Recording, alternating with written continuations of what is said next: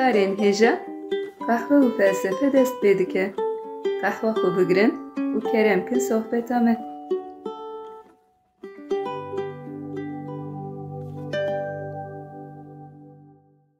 Merhaba guhdarên hêja bi beşeke nû û bernameyeke nû a qehwe felsefeyê em dîsa li pêşberî we ne. Merhaba guhdarên hêja, me dîsa qehwa xwe hazir kir û bi bernameyeke nû em dîsa li pêşberî we ne. Belê Murat, li ser Aristoteles ev bernameya Sisiyayê xuya wek Platon em li ser Aristoteles jî çar bername çêkin. Platon Aristoteles sezgin filozofên girîngin navdarin berhemên wan zêde ne loma bi sêçar bernameya naqedin. Lê ji xwe ne mümkün em bi kurahî û hûrgilî ser hemû felsefeya wan bisekinin. Belê armanca me ji xwe ew li ser filozofan li ser nêrînên wan em de hiçê guhdaran de nexşeyek çêkin. Wek te goh gava nexşeyek li ber me re hebe meriv dikare pergal berhemê wan bixwîne. Tu gava felsefe Aristoteles dinêrî sezgîn ji ontolojiyê bigire heta epistemolojiyê, ji psikolojiyê bigire heya siyasetê, huner, siyaset, etik yani gelek mijar hene û vana her yekî bi serê xwe beşên kur û firehin. Te got etik ev jî beşeke felsefeyê ne wilo te dî di jiyanê de em carna dibêjin ev ne etik e, etika parêzeriyê, etika mamostetiyê, etika kar mesleka û her wekî din. Etik çi ye Murat? Xebatên Aristoteles yên li ser etikê çi ne? Dikarî hinek ji me re qal bikî. Me heya niha qet qala min jara etikê nekiribû. Baş bû te got yani te dî çawa jinişka vez ketim nav meselê. Xwezî min negota sezgîn. Çima ya? Yani ez çi dibêm dibe bela serê min vê mikrofonê jî her tiştî qey dike ji tirsa me re nikare tiştî dibêje. Ayarî em biguherîn çi bikin? Na Murat ev jî ne tiştekê etik e. Em nikarin tiştekî wilo bikin. Dikerem ki Murat direkt em bikevin meselê etik çi ye? Çi ji devêm derd keve tu dipirsî me re nikare tiştek bêje. Sezgin etik rast e ji bo me ne peyveke xerîbe di jiyanê de em dibîsin wek te got ji bo hinek tevgeran em dibêjin ev ne etik e an jî bo her karî rêbazên etikê ne wek etika doktoriyê, etika rojnamegeriyê, etika podcastê em bêjin. Etik bi Yunanî ye û ji peyva etosê tê. Wateya etosê çi ye? Keseyatî ye, karakter e. İja etik de felsefeyê de wek beşeke serbixwe em bêjin tevgerên mirovan dişxure dike mijar. Wek me got etik li ser tevgeran disekine û li ser tevgeran lêpirsîneke fikrî dike wek beşeke felsefeyê. Tevgerê baş çi ye? Tevgerê xerab çi ye? Gelo mirov di tevgerê xwe de azadin anna berpirsiyarî çi ye? Mirov di nav tevgerên baş û xerab de çawa tercih dikin? Yani van pirsan di etikê de pirsên sereke ne.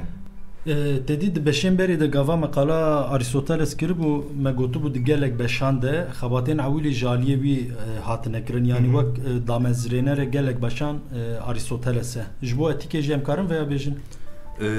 Sezgin etik wek felsefeya ahlaqê jî tê zanîn. Pirsên ewîlî yên li ser felsefeya ahlaqê em di felsefeya Sokrates de dibînin. Yani berî Aristoteles Sokrates viya dabû dest pê kirin. Sokrates bi taybetî li ser xerabiyê pir disekînî digot xerabî çi ye? Çima xerabî derdikeve holê? Lê etik di felsefeyê de wek beşeke serbixwe wek dîsîplîneke cuda ji aliyê Aristoteles ve hatiye damezrandin. Li ser etikê Pirtûka bi navê Nikomakos etik wek çapkaniyek sereke ye. Nikomakos hem navê bavê Aristoteles e hem jî navê Layo ye. Îja hinek dibêjin Pirtûkê îtafê bavê xwe kiriye, hinek jî dibên îtafê Layo xwe kiriye. Nizam yani em nekev nav bav lava. Meseleke malbatî be em nekevnerî.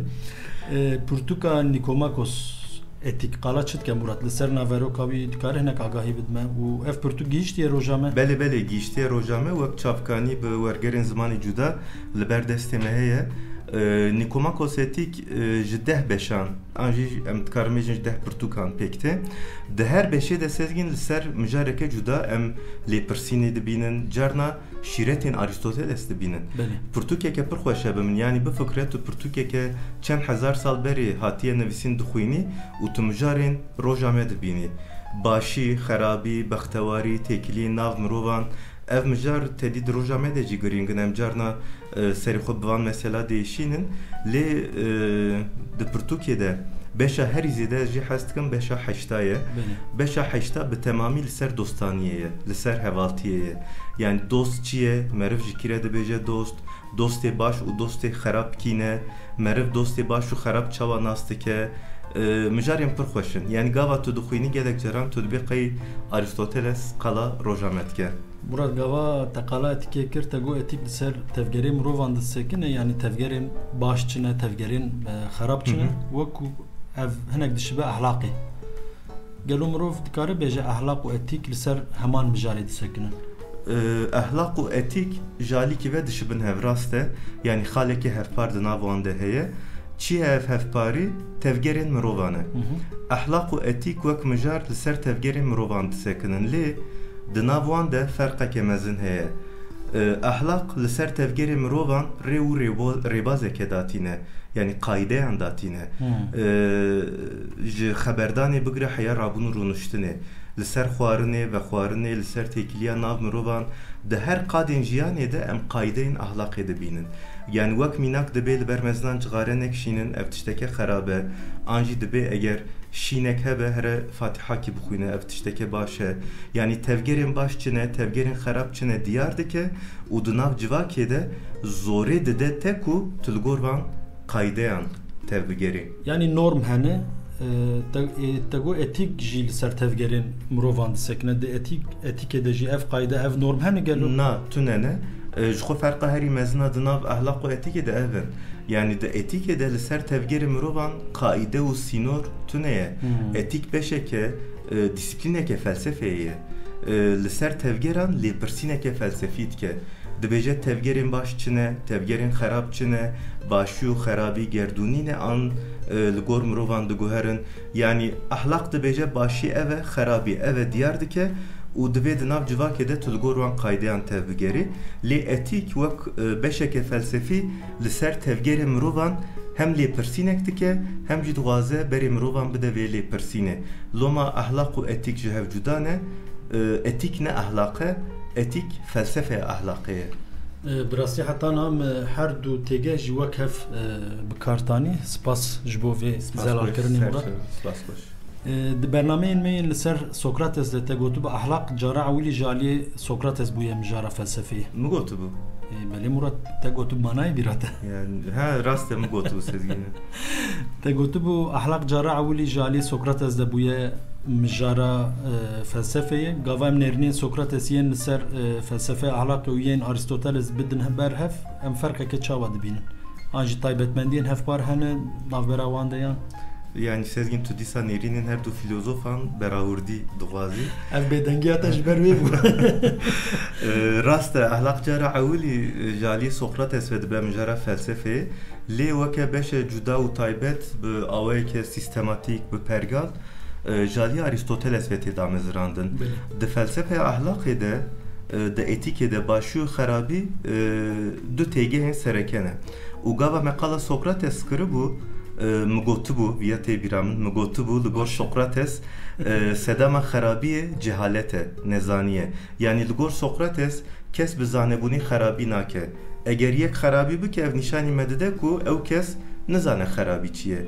Lê Aristoteles viya qebûl nake. Aristoteles dibêje di tevgerê mirovan de meriv nikare tenê qala zanînê bike. Dibêje xêncî zanînê di bingeha tevgerê mirovan de daxwaz heye. Yani arezûyekî heye. Bi vê nêrîna xwe jî di tevgerê mirovan de Aristoteles ji Sokrates cudatir qala azadiyekî dike. Azadiyeke çawa? Ev azadî çawa bêjim tedî li gor Sokrates di bingeha tevgerê mirovan de zanîn hebû. Yani digo eger tu kesek zanabî divê tu xerabî nekî ji tevgerên xerab dûr bisekinî. Yani divê tu tim û tim berê xwe bidî başî rêyeke din li ber te tune ye.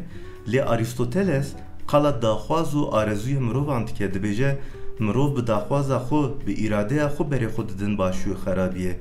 Dibêje gava yek tişteke baş dike em çima dibêjin tu yekî hêjayî an gava yek tişteke xerab dike em wî rex nedikin dibên viya yekî xerab e. Çimkî em zanin ku ew bi daxwaza xwe van tişta kiriye, tercih kiriye. Ligor Sokrates em bifikirin gava yek tişteke baş bike em ê bêjin eşxuviya yekê zanaye normal e tişteke baş bike çünkü riyek din li ber wî tune başiyê dike zanaye mecbure yani wê çaxê sezgîn qîmeta ew ê jî namîne yani di tevgerê mirovan de qîmeta başû xerabiyê jî nabîne dibêje di tevgera de Aristoteles durê li ber mirovan hene başû xerabî gava kesekî ji xerabiyê dur disekine û berê xwe dide başiyê ew tercîheke dike yani difikire dinirxîne li gor wî tercîh dike loma qala azadiyê dike yani di tekiliya nav zanîn û xerabiyê de ji Sokrates cuda difikire û dibêje mirov bi zanebûn dikare xerabiyê jî bike ne belê viya em wek manşetekî bavêjin dibêje dawiya azadiye yani xerabî û başî jî azadiye û tercîh e mînak gava yek serxweş be em bêjin yekî serxweş xerabî bike meriv dikare bêje serxweş bû hişê wî ne li serî bû loma bi tercîha xwe bi daxwaza xwe xerabî nekir nizam di huquqê de ev mesele çawa cî digire sezgîn yani gava yekî serxweş em bêjin sûcekê bike jê berpirsiyar yani bi zanebûn vexwarî be erê berpirsiyar bi zanebûn vexwarî be belê bi îrada xwe vexwarî be dedî cana dibêjin işte serxweş bû çû qeze kir işte wê ceze negire tiştekî wa tune Aristoteles jî tiştekî nêzîviya dibêje Aristoteles dibe rast e dibe yekî serxweş nikare bi daxwaza xwe tercîh bike xerabî bike lê serxweşbûnê ew tercîh dike yani zane di serxweşiyê de hişê mera ne li serê mera ye îhtimal heye ku meriv xerabiyê bike loma serxweşiyê ew tercîh dike û tevgerên di serxweşiyê de dike dîsa girêdayî tercîh yani encam karı esas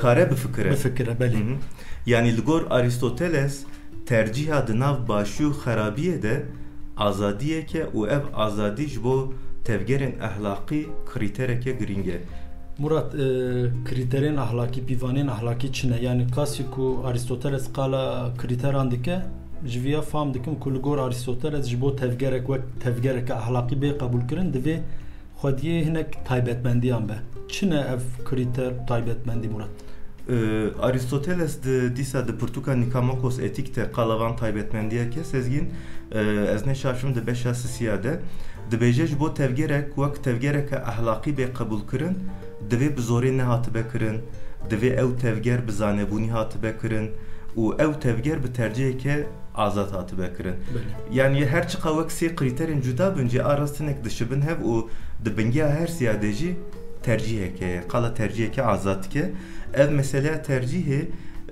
em di nêrînên Aristotelesiyên li ser feziletê de jî dibînin Fezilet çi ye Murat dikare hinekî rave bikî di felsefeya Aristoteles de cihê feziletê çi ye û tekliyeke çawa di navbera fezilet û tercihan de heye sezgîn min gotibû di felsefeya ahlaqê de du têgihên sereke hene başî û xerabî di nav başî û xerabiyê de gava meriv qet xerabiyê tercîh neke û tim û tim berê xwe bide başiyê ew dibe fazilet yani xwîpakî bi Yunanî wek arete têgotin Kurdî jî ew xwîpakî xweş li vê têgehîtê çimkî Aristoteles gava qala faziletê dike wî wek xwiyekê jî pê nas dike li vir jî di nav başî û xerabiyê de em terciheke dibînin tu berê xwe nadî xerabiyê û tu tim başiyê tercîh dikî yani di meselekî de tu zanibî tu yê zirar bibînî jî tu radibî rastiyê dibêjî ev xwîpakî ye û Aristoteles ji bo xwîpakiyê wek rêbazeke dide ber me çi ev rêbaz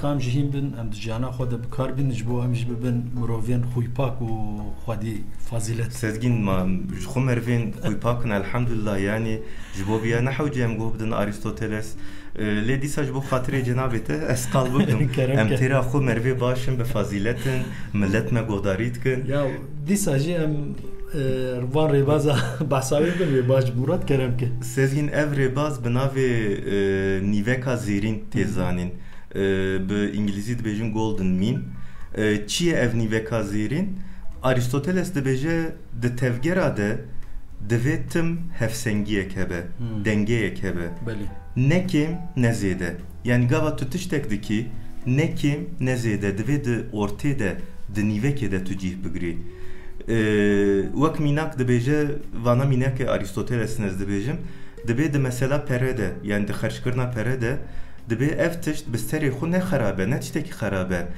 divê tu lê xerçkirna pere gava tu du sînor bifikirî dibê çikûsî xerabe û xerçkirna zêde jî xerabe divê tu di eyarê de perê xwe xerç bikî yani du sînoran diyar dike û dibêje her du sînoran jî dûr bisekine li ortê cî bigire li gor di nav sînoran de tev bigere ji ber girîngbûna wî vê navê zêrîn lêkirine an jî dibe tirsonek nebe lê dibe çavsor jî nebe yani dibe di her şerî de xwe navêje ortê yani dibe ka binêre mesele çi ye ji bo çi şer dikin fehm bikin li ser vê meselê Aristoteles em karin meselê rave bikin yani du sînor diyar dike laliyekî tirsonekî laliyekî din jî çavsorî dibêje her du jî tiştê xerabin loma di nav van sînoran de têgeheke din nîşan dide me dibêje ne tirsonek be ne jî çavsor be wêrek be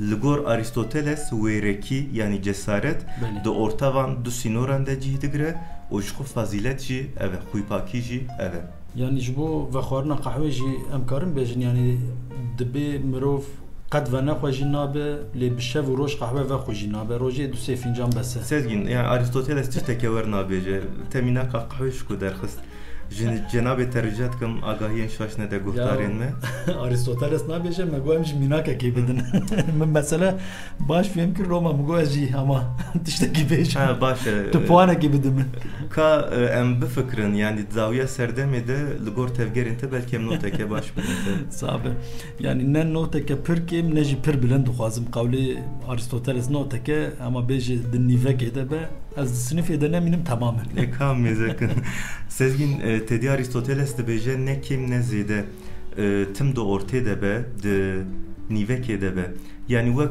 mînakeke û bidim tedî tu nexweş dikevî tu derî doktor dermanek dide te dibe royê sê cara vê dermanê vexwe tu ana ji sê cara kêmtir vexwî tu baş nabî fêdeyek nade te tu ji sêya zêdetir bixwî jî zirarê dide te yani ev nîveka zêrîn wek viya em dikarin bifikirin îja li ser vê meselê gotinekê me jî heye gotinekê me xweş heye pêşiyên me gotine zikê xwe neelîmîne du nana bejna xwe neelîmîne kiras û xeftana yani belki Aristoteles vê rêbazê ji me Kurda dizîtibe nizam bawerî bi tu kesî nabe her tiştê me didizin tedî İskender gava derketî seferê ji bajarê me jî derbas bûye yani xwedê zane ferhengekê gotinê pêşiyan şandiye ji Aristoteles re Aristoteles jî li ser nivîsiye û nivîsiye Aristoteles bo tevgeran qala rêbaza nîveka zêrîn dike lê dibe ev rêbaz sezgîn ji bo her tevgerî nemimkün e araz gava te qal kir ev hat bîra min jî yani rast di hinek tevgera de mirov dikare hevsengiyeke ava bike lê gelo ev di hemû tevgeran de pêkan e yani mümkün e li gor Aristoteles ev kîjan tevgerin qala tevgerên wek kuştinê dike diziyê zînayê dike yani orta kuştinê tu ne kuştin e an jî dizî tu derziyeke bidizî jî diziye tu bi sindoqan zêr bidizî jî diziye dîsa ji bo edaletê dibêje dibe nîveka edaletê tu ne ye edalet bi serê xwe edalet e û sezgin qala mînakeke din jî dike ev mînakeke taybet e giring e yani wek çavkaniyên giring gelek kes nizanin ji bo mesela ziman jî Aristoteles wer dibêje dibe zimanê xwe bikaranîna zimanê xwe kêm zêde tune ye dibe tu tim yani tim û tim zimanê xwe bikarbînî wê dev ji zimanê xerîba berde zimanê xwe bikarbîne bi zimanê xwe bixwîne bi zimanê xwe bifikire Aristoteles di berhema xwe devana dibêje kîjan beşê de veya dibêje di beşa yanzda de dibêje te gotibû beş ji deh başan pêktî gotibû rast e ji deh ya ji yanzda beşa pêktî sezgîn ew beşa yanzda qala ziman dike û di evê de şewtan dibûn gava pirtxaneya İskenderiyê şewtîne wê beşê jî bizanebûnî ji ortê radikin yani ji hinek çavkaniyên taybet min pêde kir yani wego zêde neket serê me ez ê bin Murat sezgin çima nakeve serê te yani wê Aristoteles dibêje dibe bi zimanê xwe xeber din bi zimanê xwe bixwînin yani gava Aristoteles vay var dibêje yani tıçmal zêdet Murat veya tu jî bêje tişkî bi qîmetî ya hewca nake Aristoteles em dibên kes godarî nake min got ez qene bide bir Aristoteles bêjim belkî godarî bikine ew jî tenê işte. Vallahi nana yani tu dîsa jî Yani xwezî Aristoteles tiştek wer binivisanda lê negiştiye rojam. Zanistê de ji veya dibêjin çi ne intihal û şikayet wek manipülasyon çi acaba tiştekî ne? Sezgin intihal manipülasyon vana rica dikim. Tu yana me tu bi destê xwe me bişînî ber. Yani birasî navek wê taybet hebûye we gotin ser navê yekî tiştekî dafirînê. Zanistê de tiştekî wer hebû nahat bîra min? Nizanim yani qet temrê xwe de nekiriye nizanim. Başa ku te nekirî û em nekir jî.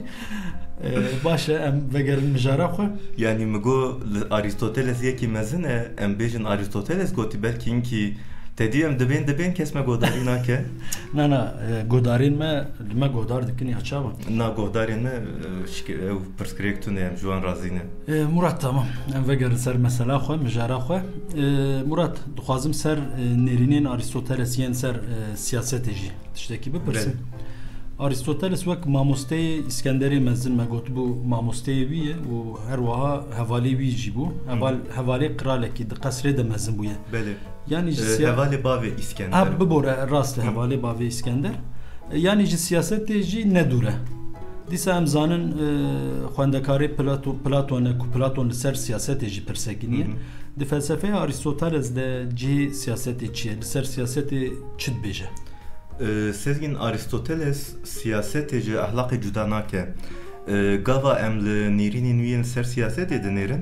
Em dibînin ku siyaset û ahlak di nav hev de ne. Li gor Aristoteles mirov gava di nav dewleteke baş de bijî dikare bibe yekê xwîpak, dikare be yekê xwedî fazîlet. û armanca dewletê jî li gor Aristoteles wek xwîpakiya fazîleta mirovan diyar dike. Dibêje di dewleteke xerab de ne mümkün e mirovên baş derkevin û mezin bibin. Yani kareke ahlaqî li dewletê bar dike. Li vir em qala nêrînên Aristotelesiyên ser tekiliya mirov û civakê bikin wê baş bibe.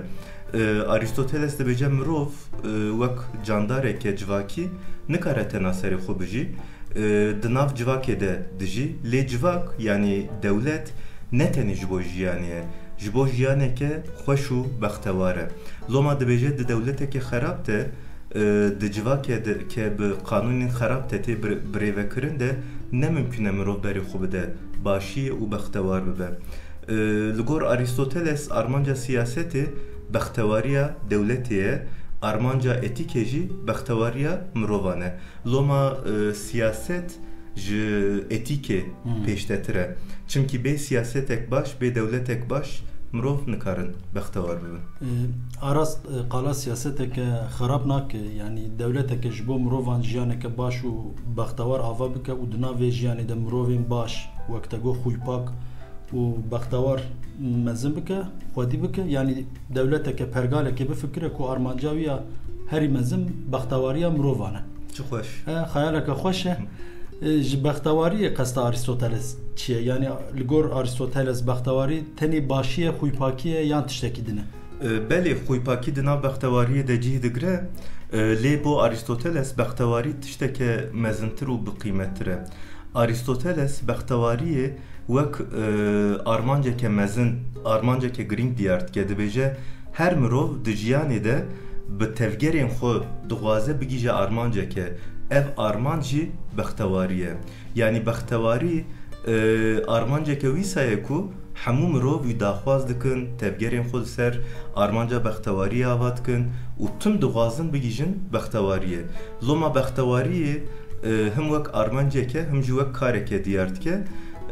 Li ser vê mijarê mînakeke xweş dide. Nizanim wextê me heye tune eger destûra te hebe. Wala Murat qehwa me qediya wextê me jî hema bêje qediya lê ji bo bextewariya godarê me deka keremke. Spas sezgin, spas dikim. Aristoteles dibêje di jiyanê de her mirov xwedî karekî ye. û gava wî karî dike dixwaze bi awayeke herî baş bike. Dibe bilûrvan dixwaze pir baş bilûrê lêxe. Pêkertiraş dixwaze pêkerên herî xweşik çê bike. Lê mirov di jiyanê de karê mirov çi ye? Yani xinci blurvaniye, xinci mamostetiye, xinci doktoriye, tuvan sıfatan jber mirov raki, mirov tena seri xu vek insaneke kari mirov çiye? Çiye? Baxtewariye. Baxtewarî ji bo tevgerên yani li gor Aristoteles bi tevgerên baqilane li gor tercihên baş dertikeve holê. Başa Murat me bernameyê xwe bi mijareke xweş bi bextewariyê qedan wekî din tiştekî ku bixwaze bêje keremke? Yani tiştekî tê bîra min tune ye Sezgîn ji bo me hemûyan bextewariyê dixwazim. Ji xwe tiştê dibêjim jî tu dibêjî niza Aristoteles gotî negotî nakeve serê te tiştekî ez bêjim tune ye. Vê gavê em xatir ji guhdarê xwe bixwazin. Guhdarên hêja heya bernameyeke din bibînin di xweşiyê de bê qehe û felsefe û bê bextewarî nemînin. Guhdarên hêja heta bernameyeke din bimînin di nav xêr û xweşiyê de bi xatirê we. Bi xatirê we.